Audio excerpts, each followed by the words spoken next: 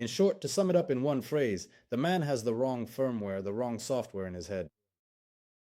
And let's put it this way. If a man ends up in the friend zone without even wanting to, the firmware needs to be changed. If we're talking about a situation after the end of a relationship that lasted 6 months, a year, 5 years, no one is planning to be friends with you guys. Understand that. And the woman says something like that not to make it less painful or upsetting for you. She isn't concerned about your emotional comfort, but about herself. She doesn't want to lose something or abruptly cut off contact with you. But as for full reciprocity, she no longer has the ability to treat you as a man accordingly. If we're talking about friendship, if you can even call it that, this is a situation where the woman still gets certain benefits. In other words, rational thinking suggests, why give that up?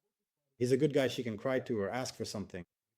He can help, he can support her, and so on down the list. That's why she keeps him around. Friendship with a woman is a very dangerous thing because she may not reject us, she may not cut us off, she might even take the initiative to communicate with us herself, but it's limited, it's confined within certain boundaries that ultimately don't satisfy us. I remember during a consultation, there was a case where a man was in the friend zone for a year or a year and a half, investing so much in a woman that the stories made my eyes pop out of their sockets.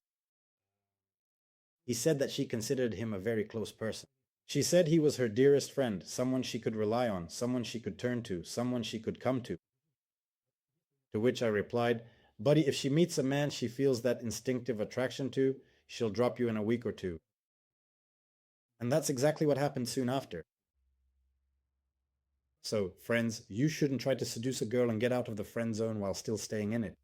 You have to break this vicious cycle.